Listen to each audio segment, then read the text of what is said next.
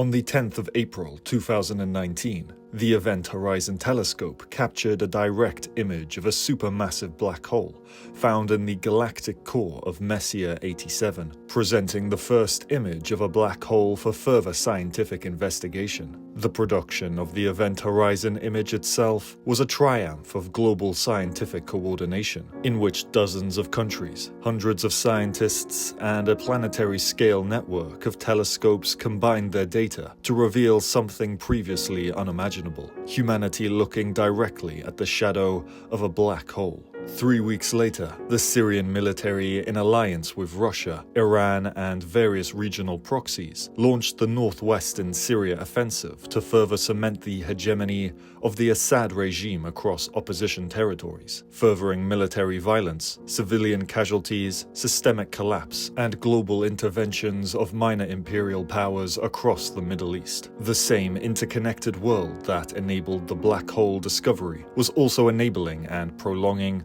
one of the worst humanitarian disasters of the 21st century. These two events revealed that humanity can marshal vast resources and precise global coordination to visualize the invisible at the edge of space-time, yet remains incapable or unwilling to halt the visible atrocities and suffering unfolding here on Earth. In this sense, techno-scientific triumph and global human immiseration are not opposed to one another, but rather coexist, advancing simultaneously and often reinforcing one another. This paradox at the heart of humanity's techno-scientific advance was most clearly anticipated by the 19th century German philosopher Friedrich Nietzsche, who, during his lifetime, witnessed the emergence of the Industrial Revolution across Germany and Europe, in addition to the colossal transformations that shattered pre-modern understandings of humanity's central place on the Earth. Under this stark techno-scientific exposure, humanity was stripped of its cosmic centrality and recast as a merely biological being, caught on the margins of a seemingly blind evolutionary trajectory and bound to forms of life once dismissed as nothing but automata, impulse, and irrationality. With no sacred foundations left to anchor human meaning-making, techno-science opened an abyss which threatened to consume and level out all of humanity's civilizational constructions as mere illusions of irrational, imaginary thinking. This historical movement into the abyss of nihilism could only end in catastrophe, from which he declared, "What I relate is the history of the next 2 centuries. I describe what is coming, what can no longer come differently, the advent of nihilism. This history can be related even now, for necessity itself is at work here. This future speaks even now in 100 signs. This destiny announces itself everywhere. For this music of the future all ears are cocked even now. For some time now, our whole European culture has been moving as toward a catastrophe, with a tortured tension that is growing from decade to decade, restlessly, violently, headlong, like a river that wants to reach the end, that no longer reflects, that is afraid to reflect." In contrast to Nietzsche's fears of an emerging nihilism, proponents of 19th century European techno-science believed these forces could elevate and perfect the human condition, granting new capacities to eliminate suffering, scarcity, and the unpredictability of nature itself. As such, modern knowledge would harness enlightened understandings of a seemingly objective nature that could reveal seemingly more rational and civilized modes of human existence. Central to this vision were the notions of progress and human mastery over nature, a relentless autonomous advance of techno-scientific power over the Earth's natural capacities, in which any obstacle, whether tradition, religion, or moral restraint, was to be overcome or swept aside for total human mastery.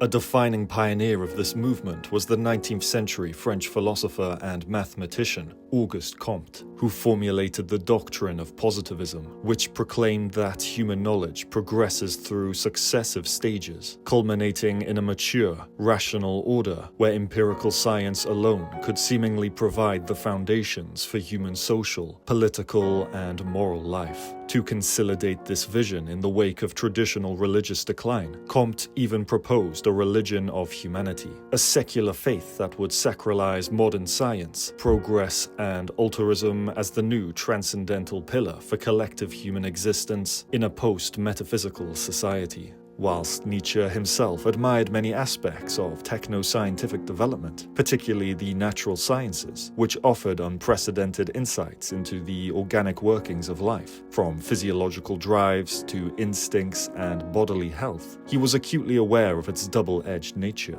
as techno-scientific progress at once increasingly granted humans mastery over suffering and simultaneously eroded the earthly conditions in which meaning, culture, art, and values arise. Left in this vacuum, humans now inhabiting a disenchanted earth where all life is reduced to objects of rational scientific inquiry, confront a world emptied of mythic proportions, a techno-scientific nihilism that negates the very foundations of worldly existence. Those who are presupposed by the faith in science thus affirm another world than the world of life, nature, and history, and insofar as they affirm this other world, look, must they not by the same token negate its counterpart? This world, our world. According to Nietzsche, before the scientific and industrial revolutions, the dominance of Christianity in Europe had shaped a distinctive will to truth, grounded in the alignment of biblical revelation with divine order, salvation, and morality. This Christian drive for truth itself drew from the Platonic tradition, in which truth was given enduring significance, as participation in a higher,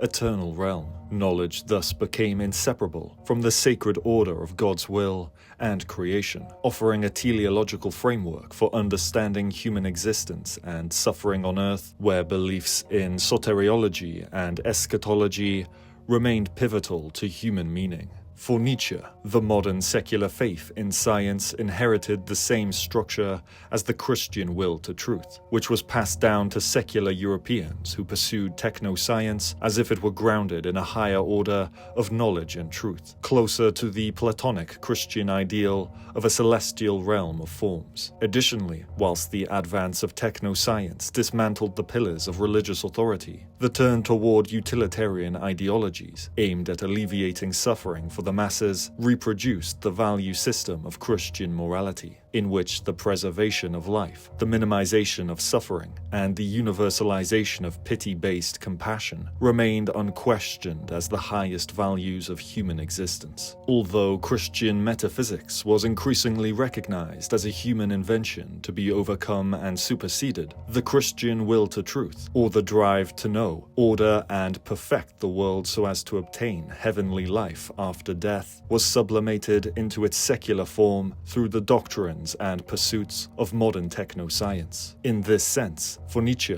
the supposedly rational and scientific human of the secular age, despite their claims to rationality, objectivity, and strict adherence to the scientific method, remain deeply entrenched in religious and mystical modes of thought, as he declares that it is still a metaphysical faith upon which our faith in science rests, that even we seekers after knowledge today, we godless anti-metaphysicians, still take our fire too, from the flame lit by a faith that is thousands of years old, that Christian faith which was also the faith of Plato, that God is the truth, that truth is divine. But what if this should become more and more incredible? If nothing should prove to be divine anymore unless it were error, blindness, the lie? If God himself should prove to be our most enduring lie? In this era of secular modernity, humanity erects new idols of reverence and worship, imagining that science and technology will inaugurate a final movement toward the end of history, where the prosperity of the human condition is redeemed through rationality, progress, and the awakening of a total knowledge that eclipses all previous forms of pre-modern knowledge acquisition, since the second coming of Christ and the kingdom of God are no longer tenable eschatological ends. But, as Nietzsche asks, what happens when this very faith in techno-science collapses, if truth is no longer divine, no longer absolute, and no longer even desirable? What happens when a seemingly autonomous techno-science, defined by its total departure from pre-modern sources of meaning and value, exposes what should have remained hidden, tearing away the last veils of worldly significance? In such a case for Nietzsche, The human or last man is rendered obsolete, left at the mercy of techno-scientific forces that exceed comprehension, stripped of the capacity for enchantment, wonder, purpose, or any higher mode of human expression, and thereby reduced to mere mechanism, within the confines of what can be predicted and controlled. As techno-science becomes an end in itself, human mastery extends and permeates into every domain of life, leaving no corner of the world untouched by nihilism and disenchantment. As Nietzsche reaffirms, hubris today characterizes our whole attitude towards nature, our rape of nature with the help of machines, and the completely unscrupulous inventiveness of technicians and engineers. Hubris characterizes our attitude to God, or rather to some alleged spider of purpose and ethics lurking behind the great spider's web of causality. In rejecting the pre-modern metaphysical order, the Promethean hubris of modernity, its relentless drive for domination, rationalization, and mastery over the earth remains bound to the same theological drive for order, design, and justification. What claims to have overcome metaphysics instead reproduces it in the guise of causal necessity, purposeful design, and moral teleology, leaving humanity with nothing but the nihilistic impulse and compulsion toward endless Promethean expansion.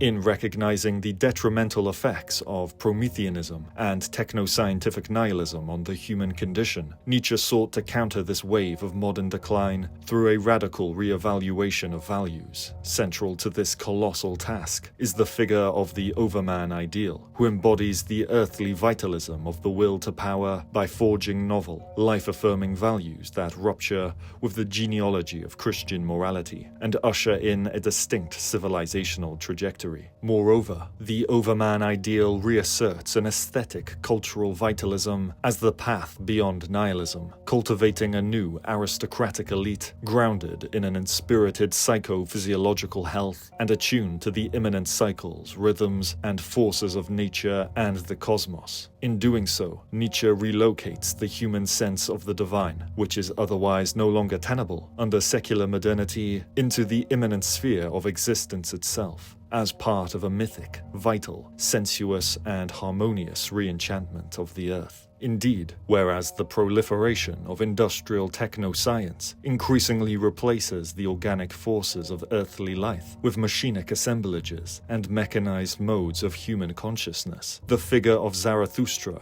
in Nietzsche's 1883 Thus Spoke Zarathustra declares that, "Remain faithful to the earth and believe not those who speak unto you of otherworldly hopes." By the turn of the century, however, Nietzsche's injunction to remain faithful to the earth had been largely drowned out by the accelerating tide of techno-scientific advancement and Promethean expansion.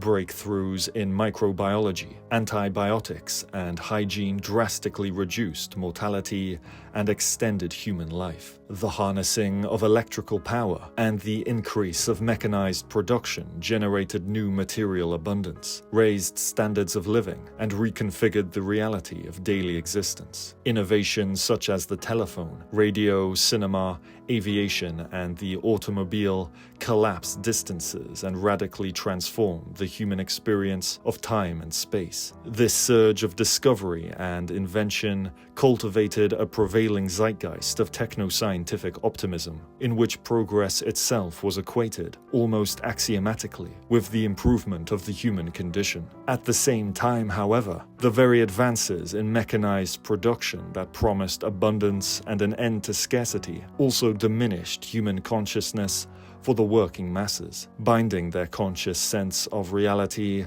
to highly alienating technical social arrangements that enabled new regimes of surveillance, discipline, and societal engineering. Machine and chemical assemblages also became weaponized, giving rise to machine guns, tanks, fighter planes, and poison gas, all of which were ruthlessly deployed in the trenches of the First World War, where the culminating synthesis of industry and warfare claimed millions of lives across Europe and the broader globe. The immiseration of human beings extended further still, as entire ecological systems were devastated, uprooting human relations to the earth and foreshadowing the possibility of catastrophic destruction for all life on Earth. Whilst techno-science could now penetrate and alter the innermost workings of the human body, endow machines with strength surpassing human capacities, transfigure the experience of time and space, and offer humanity the dream of transcendence over suffering, scarcity, and irrationality, it was nevertheless revealed as a force of both emancipation and annihilation. Every apparent breakthrough carried the costs of eroding meaning, consuming worldly significance, heightening alienation, devastating the human relation to the earth, and binding humanity ever more closely to the disenchanting effects of an industrial nihilism. Writing in the decades after the First World War, as the strains of industrial modernity began to expose the tenuousness of the mechanized human situation, the German philosopher Gunther Anders declared of the human condition that artificiality is the nature of the human beings and their essence instability. The practical constructions of humanity and its theoretical faculties of representation testify equally to its abstraction. Humans can and must disregard the fact that the world is such as it is, for they are themselves abstract beings, not only part of the world, but also excluded from it, not of this world. For Anders, a student of the influential 20th century German phenomenologist Edmund Husserl, the human condition is essentially artificial and in a state of perpetual transformation. Human nature is not defined solely by the organic domain of life, but equally by its own constructions, whether technical, social, and/or cognitive. These constructions, from practical tools to theoretical representations, reflect humanity's abstract and ungrounded condition, as humans are able to manipulate both their conscious perceptions of reality and the material world itself, never fully immersed in the earth as mere organisms. In this sense, Anders argues, humans are paradoxically both part of the world and excluded from it. We are in the world as organisms constrained by the laws of nature, yet we are also not of this world, for our capacities for abstraction, imagination, and technological intervention separate us from the purely organic constraints of biological life. Crucially, this dual condition reveals that humanity is never fixed by a singular essence, but is instead in a constant metamorphosis in relation to its own creations, simultaneously capable of reshaping the world according to its will, and yet liable to estrangement from the very creations it produces, a tension intensified by the relentless advance of Promethean techno-scientific power. At the time of Anders' writings, the emerging ideologies of fascism and communism across much of the modern Western world in the early to mid-20th century represented both a response to the rise of nihilism under industrial modernity and an attempt to compensate for the erosion of Christian eschatology. These movements sought to reinstate a transcendent eschatological movement of time through ideological and revolutionary struggle, all while simultaneously embodying the exacerbated tension between humanity's seemingly creative, godlike capacities and its earth-bound organic reality. Indeed, fascist ideology revered the biological, organic, and communal dimensions of human existence. The human was rooted in the nation, race, and cultural tradition. Individuals were conceived as embodied participants in historical and natural hierarchies, bound by shared ancestry, culture, and territory. German fascism in particular sought to reinscribe the divine, which was lost under secular modernity, into the Germanic race itself. Germanic individuals, conceived as embodying the laws of nature themselves, were to engage in racial war against the mixed races and Asians of Europe, aiming to forge a final, harmonious racial civilization in which human existence was subordinated entirely to the supposed imperatives of racial destiny and the mythic order of a purified Volk. At the same time, fascism reduced humans to mere instruments of the racial state, existing solely to fulfill functional biological imperatives and obey the mechanized commands of the regime. Individuals were denied their own flourishing and capacities for self-determination, subsumed instead into a racialized mass to be uncritically sacrificed for the aims of the racial state in war. German fascism, perhaps echoing the pre-fascist dictum of Otto von Bismarck that Germany would be forged by blood and iron, pursued relentless techno-scientific industrialization and mechanization for the subsequent war effort, binding humans and machines into rational agents of mass death and destruction. This fusion of man and machine reached its most devastating expression in the Holocaust, where machinic processes were harnessed to systematically exterminate Jews, Romani, Slavs, and others deemed undesirable on an industrial scale. Likewise, communism, as based on Marxist philosophy, emphasized the human as a social and productive organism, embedded in material conditions, labor and class relations. Individuals were conceived as part of greater historical processes, governed by material realities such as the means of production and class struggle. Human life was theoretically grounded in collective labor and the reorganization of the social world, reflecting tangible economic and social realities. The Soviet communism, following the victory of the Bolsheviks in the Russian Revolution, most notably esteemed the belief that the material world was to be transformed towards the interests of a revolutionary civilization. Similar to the manifestations of fascism, communism abstracted humans into agents of historical necessity, as individuals became mere instruments of vanguardism, dialectical materialism, and the revolutionary state. Human suffering in process of building the revolutionary society was additionally abstracted into the logic of historical inevitability, as all forms of sacrifice were perceived as necessary for the eventual triumph of the proletariat and for the realization of the final stage of human historical development, as seen under Stalin's rapid industrialization campaign and Mao's Great Leap Forward. The material world itself was likewise subjected to relentless Promethean intervention, treated as a resource to be mastered, reorganized and harnessed to serve the objectives of economic production, collectivized agriculture, and the revolutionary imperatives of human will. In all such cases, these revolutionary visions inflicted far greater harm on the very peoples they claimed to liberate, resulting in the deaths of millions among the peasantry and working classes. In this context, both ideologies recognized and grounded the human in aspects of organic material reality. Fascism in biology, culture and land, communism in labor, production and class relations. Yet, both simultaneously projected the human beyond the immediacy of organic life, casting certain humans as agents of transcendent historical, racial or social teleologies aimed at a final stage of civilizational existence. In doing so, both systems aligned themselves with the prevailing techno-scientific zeitgeist that promised redemption of the human condition, even as they reproduced and intensified the very nihilism they sought to overcome in the era of modernity.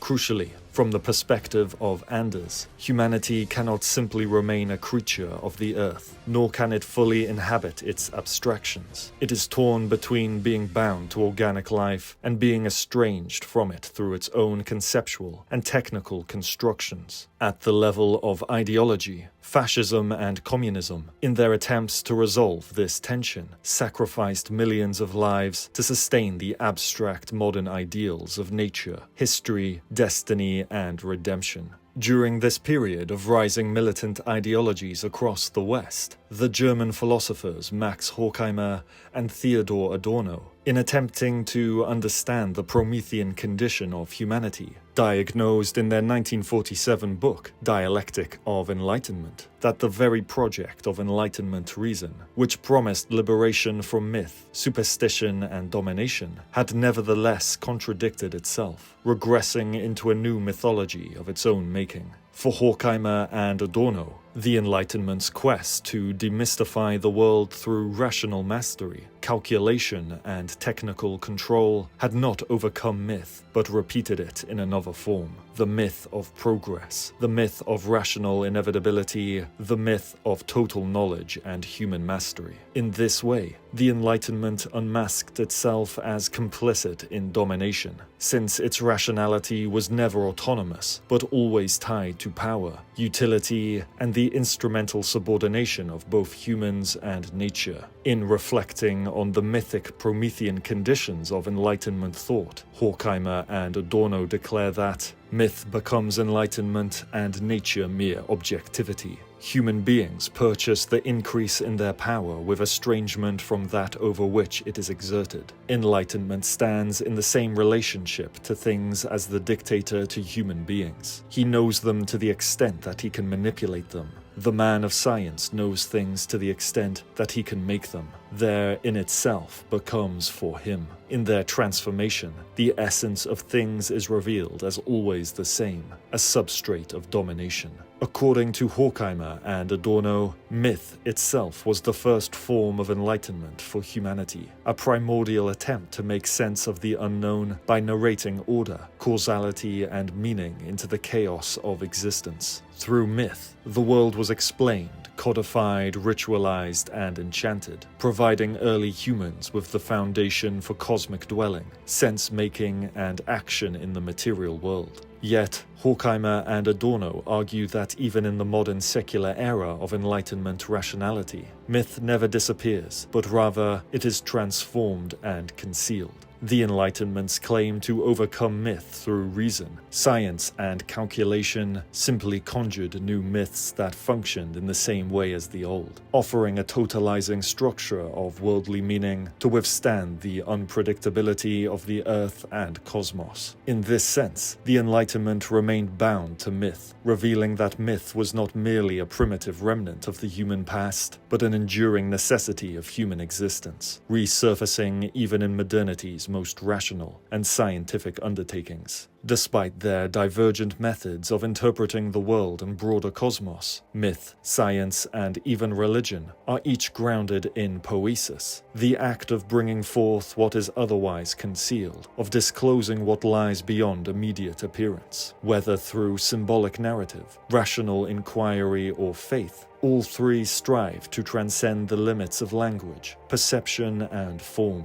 Fundamentally, they each aim to give structure and intelligibility to human existence, situating life on Earth within a broader horizon of experience and understanding. Indeed, even as techno-science historically eroded the pillars of hegemonic religious authority, religion still remains a prominent framework for orienting human life, providing meaning, moral guidance, and a sense of transcendence that purely technical or scientific knowledge cannot provide in the era of secular modernity. As the 20th century French Jesuit philosopher Pierre Teilhard de Chardin declares, after almost 2 centuries of passionate struggle, neither science nor faith has managed to diminish the other. Quite the contrary. It becomes clear that they cannot develop normally without each other, for the simple reason that they are both animated by the same life. In fact, science cannot reach the full limits of itself, in its impetus or in its constructions, without being tinged with mysticism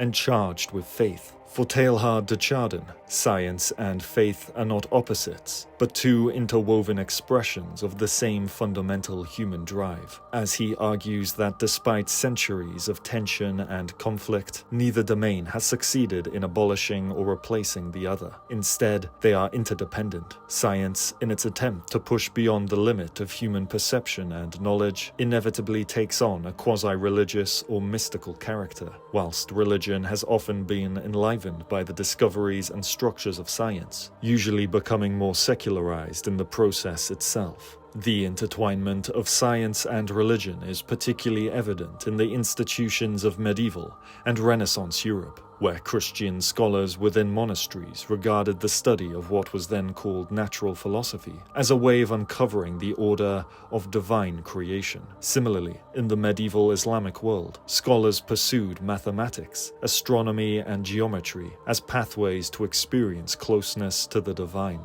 Even during the early modern period, scientists such as Galileo Galilei, Johannes Kepler, and Isaac Newton often interpreted their discoveries as spiritually significant, viewing the universe as both ordered, beautiful, and meaningful. With the rise of Enlightenment thought, many Christian institutions adapted to the empirical realities revealed by scientific inquiry, whilst core religious concepts such as charity, moral duty, and universal justice found expression in secular movements and ideologies, demonstrating how religious value systems could seed the development of modern secular thought. In both contexts, religion and science were seen as complementary. Religion provided spiritual enchantment, purpose, and moral orientation, while scientific inquiry revealed the mechanisms through which that divine order manifested. At the same time, the intellectual frameworks, institutions, and ethical structures developed by religion often later paved way for secular forms of knowledge and morality, allowing rational inquiry and humanist thought to flourish once separated from strict religious authority. Crucially for Teilhard de Chardin, both science and faith are spirited by the same underlying life, a shared drive to transcend, to unify, and to orient humanity toward a higher exalted truth of being.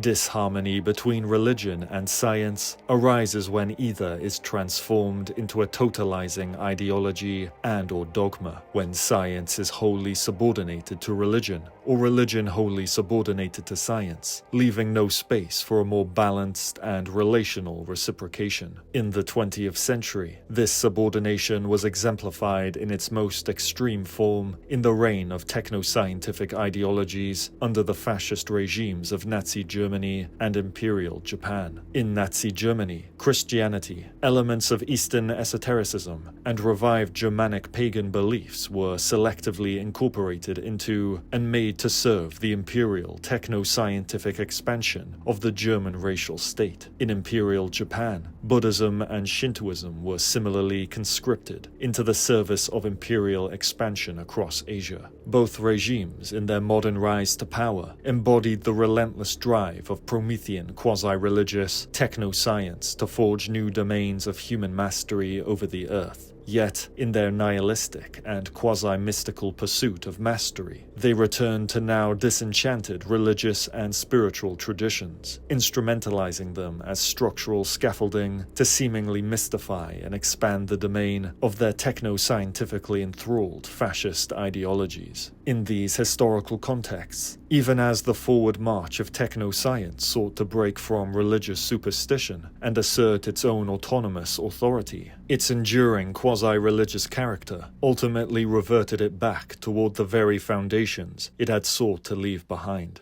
For the British 20th century philosopher Alfred North Whitehead, whose process, metaphysics, and philosophy of organism advance a relational ontology of existence, modern techno-science, whilst uncovering mechanisms, causality, and measurable patterns in the material world through its claims to vigorous rational autonomy, has since the scientific revolution increasingly bifurcated nature, dividing the world into inert matter and abstract thought. In doing so, techno-science has rendered reality mechanistic, purposeless, and devoid of intrinsic value. In the 20th century, this disenchantment left a void that fascist ideologies were able to exploit, filling it with their own pseudo-mythic visions of meaning and purpose, even whilst remaining dependent upon the very forms of technological mastery unleashed by industrial techno-science. As techno-science increasingly distanced itself from religion following the Enlightenment, it shed its earlier aesthetic and cosmological orientation,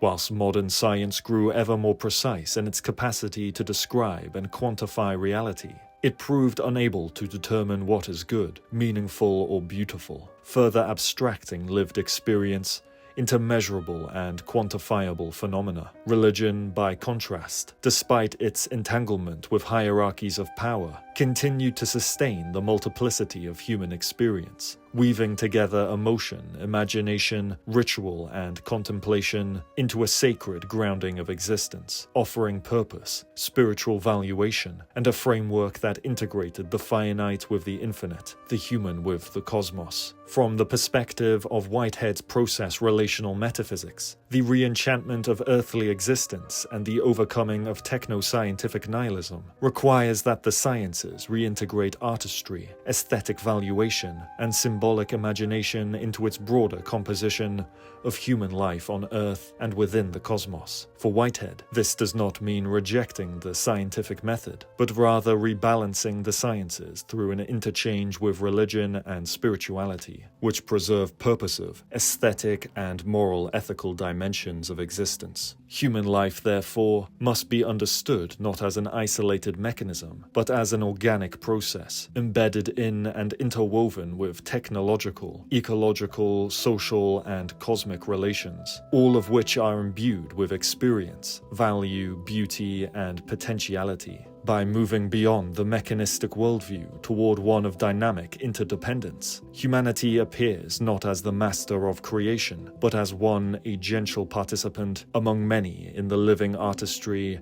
and tapestry of existence, shaping and being shaped by the organisms and forces of Earth and cosmos alike. This reintegration of science, religion, and artistry that Whitehead envisions is not an arbitrary invention, but grounded in the very origins of ancient human cultural practices. For Whitehead, the aesthetic, moral, mythic, and spiritual dimensions of life emerge out of ritual, the earliest form of human creativity, which precedes both organized religion and systemic science. Ritual reveals how human existence has always been shaped by the interplay of necessity and surplus, utility and imagination, survival and beauty. It is from this surplus and expenditure of energy, this joy of repeated action beyond mere survival, that the roots of myth, religion, art, and even scientific curiosity arise. As Whitehead reaffirms on the aesthetic origins of early human rituals, that ritual goes back beyond the dawn of history.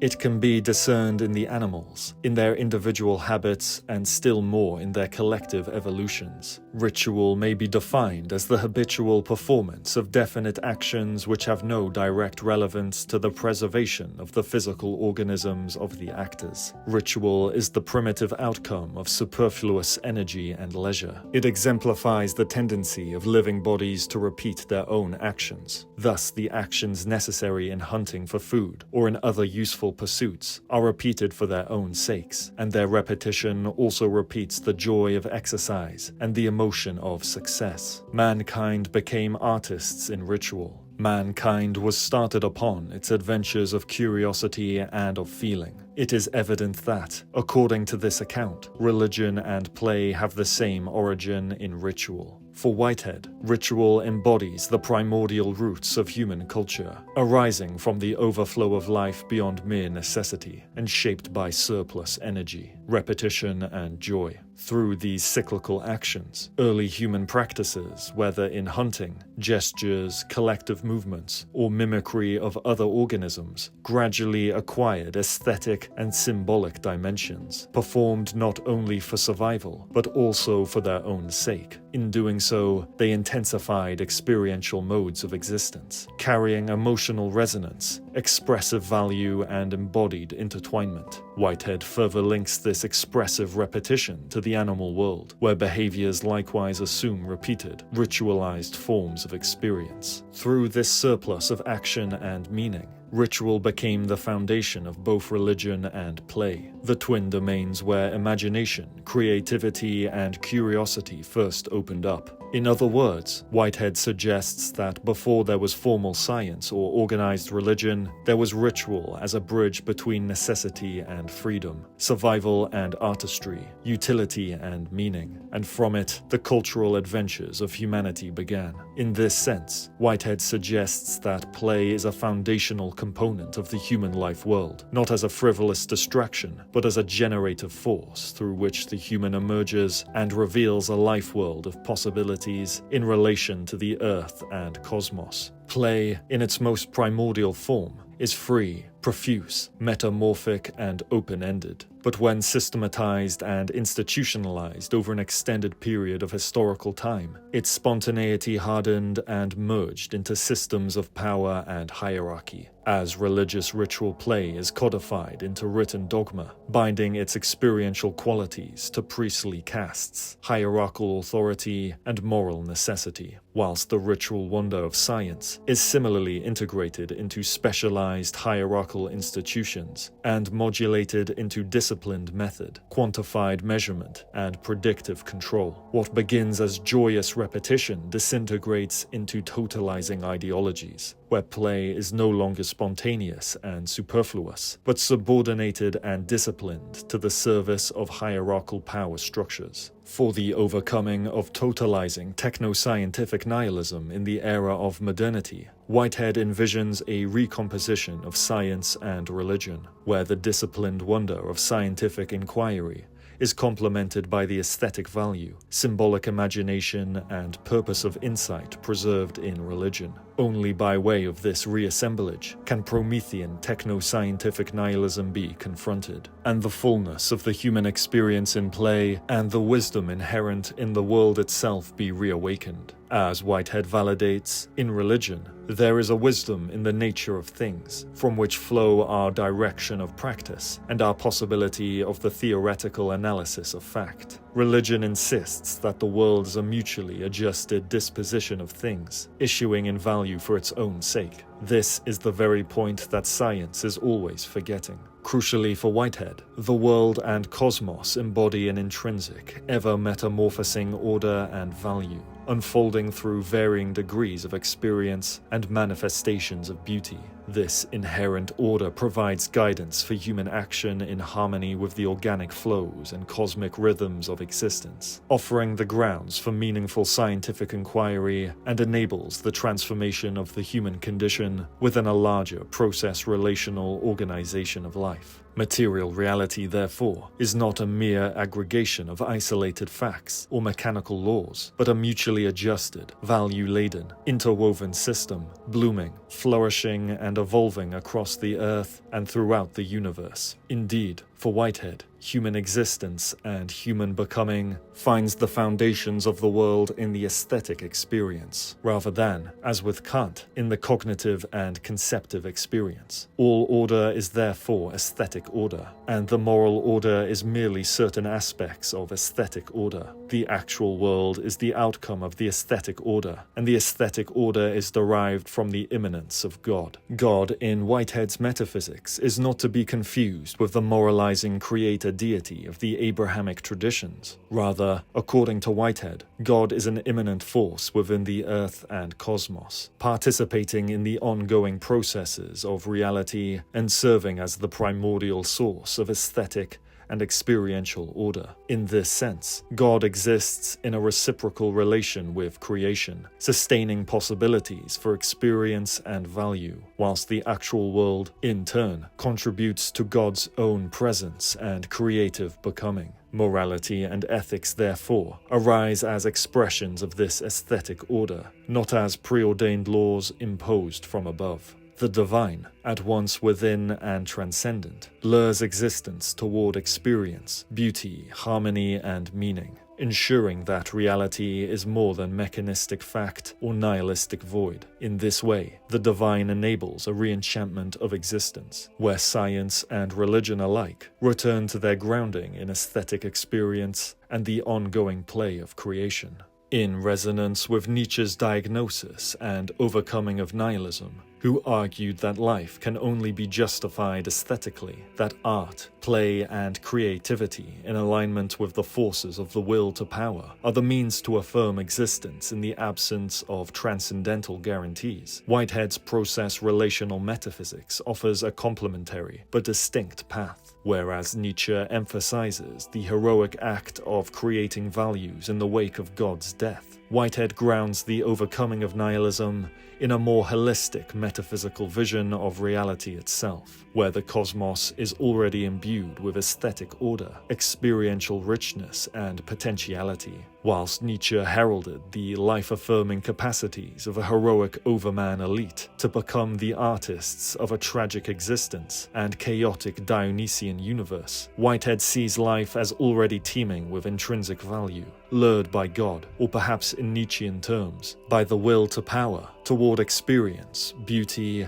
and creative individuation. The re-evaluation of values, then, lies not only in human self-overcoming, but in rediscovering and participating in the immanent value already woven into the processes of the earth and cosmos itself. In the 21st century, the reign of Prometheanism and Techno-Scientific Nihilism, as Nietzsche had already diagnosed in the 19th century, continues to permeate across the globe, most visibly under the sign of the Anthropocene, where humanity confronts itself as a major geological force upon the Earth. This epoch most notably manifests through planetary extraction, industrial production, mass consumption, urban expansion, technological acceleration, and global wars of imperialism, all of which now threaten to destabilize the very conditions of planetary habitability and to extinguish life as we know it, culminating in climate catastrophe and the ongoing sixth mass extinction event. On an ideological level, evolutionary social Darwinism continues to reduce the human to a mere solitary biologized being, driven by impulsive competition, immediate gratification, and the subjugation of its environment to supposedly sustain its survival. Meanwhile, the rise of artificial intelligence and biotechnology threatens to dispose of human labor and autonomy, all while simultaneously reconfigure existence itself into an energy source of programmable and manipulable data. Science, for all its merits in enriching the drive for human discovery and sublime wonder, nevertheless remains inextricably bound to the hierarchical interests of biopolitical state powers, market frontiers, and global capital. Religion, too, endures as an anchor for billions across the globe, offering spiritual significance, communal belonging, and moral orientation. Yet, many of the prominent religious institutions remain tethered to the disenchanted preservation of entrenched power structures, hierarchical ideologies, and the perpetuation of global capital. The result is a humanity increasingly estranged from its own organic ground, suspended in a state of alienation, resentment, and nihilism.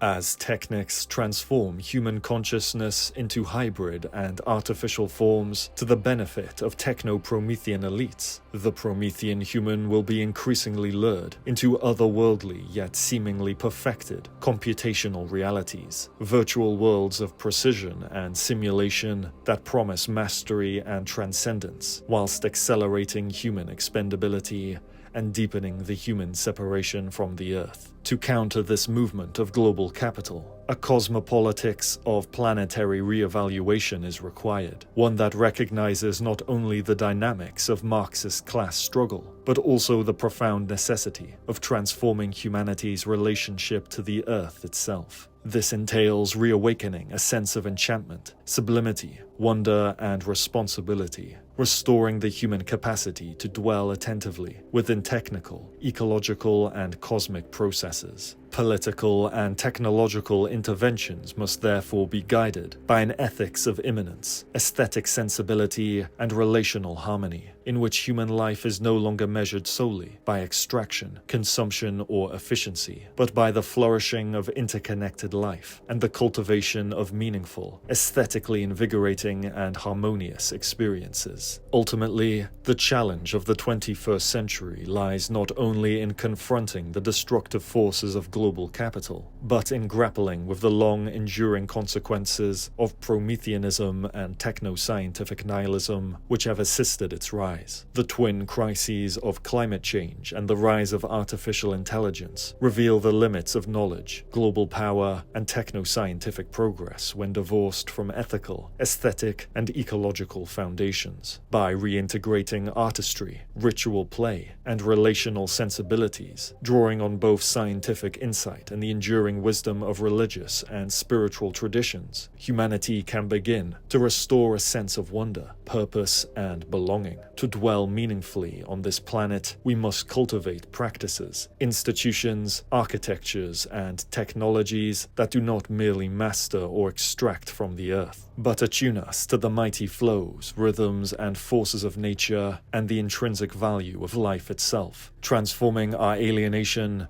into participation within a living and enchanted cosmos.